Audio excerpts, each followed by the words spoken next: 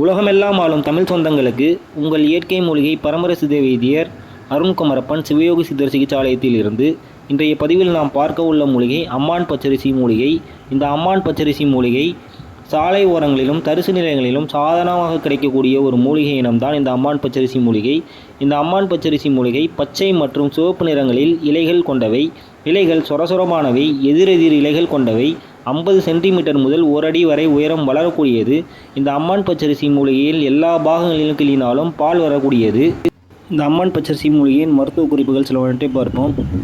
நிறைய பேருக்கு பார்த்தீங்கன்னா நாக்கு, உதடு, வாய், வயிற்று பகுதிகளில் புண் ஏற்படும். இது எதுக்கு ஏற்படும்னா உஷ்ணத்தினால் ஏற்படும்.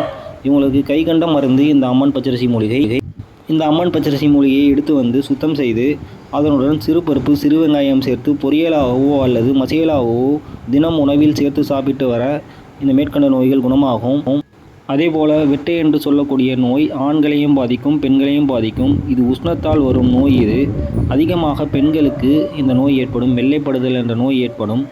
இந்த வெள்ளைப்படுதலை கட்டுப்படுத்த அம்மான் பச்சரிசி சமலமும் கீழாநெல்லி சமலமும் கொஞ்சம் எடுத்துக்கொண்டு இரண்டையும் நன்கு அரைத்து ஒரு எலுமிச்சை அளவு எடுத்து எருமை மாட்டின் தயிரில் கலந்து தினம் காலை வேளையில் சாப்பிட்டு வர வெள்ளைப்படுதல் கட்டுப்படும்.